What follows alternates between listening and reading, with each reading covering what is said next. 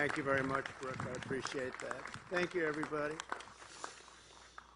I just want to say that I stand before you this morning to announce a very important and very beautiful, I think, development for our freedom and our freedom of speech, and that goes to all Americans.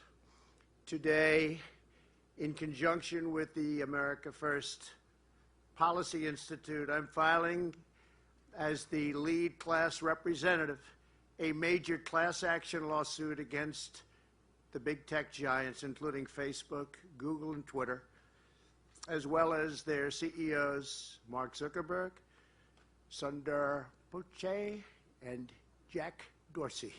Three real nice guys. We're asking the U.S. District Court for the Southern District of Florida to order an immediate halt to social media companies' illegal, shameful censorship of the American people, and that's exactly what they are doing. We're demanding an end to the shadow banning, a stop to the silencing, and a stop to the blacklisting, banishing, and canceling that you know so well. Our case will prove this censorship is unlawful, it's unconstitutional, and it's completely un-American. We all know that. We all know that very, very well. Our filing also seeks injunctive relief to allow prompt restitution and really restoration, and you can name about 20 other things, and it has to be prompt because it's destroying our country.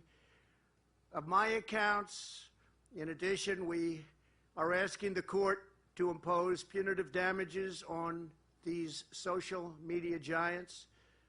We're going to hold big tech very accountable. This is the first of numerous other lawsuits I assume that would follow, but this is the lead, and I think it's going to be a very, very important game changer for our country.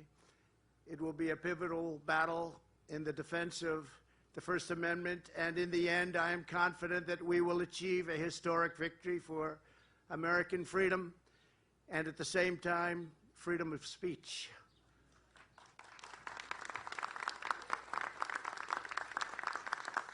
So I want to thank all of the exceptional legal team behind this effort.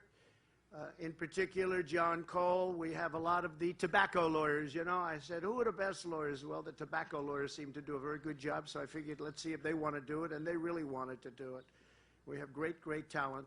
I also want to thank Brooke Rollins, just an outstanding person and friend. She's carrying it out to a level that nobody saw, and she's done it very quickly, together with Linda McMahon, a tremendously successful woman who did an incredible job in the administration, one of the best, and everyone at the America First Policy Institute for their support of this vital initiative.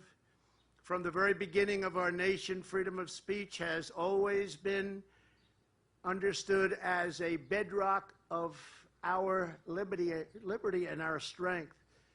In America, we recognize that the freedom to speak our minds and express the truth that is our heart, really, that's really a big chunk of our heart. It is our heart.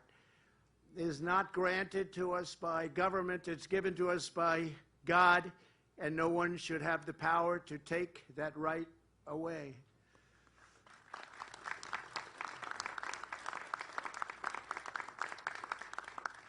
The Founding Fathers inscribed this right in the very first amendment to our Constitution because they knew that free speech is essential to the prevention, to the prevention of horror and to the preservation of our republic. But remember the words, the prevention of horror, because we're very close to seeing that now in our country. We've never been in a position like this, and it's all happened very quickly. In the words of the father of our country, although some would like to take that title away from him, George Washington, he will not be canceled. If freedom of speech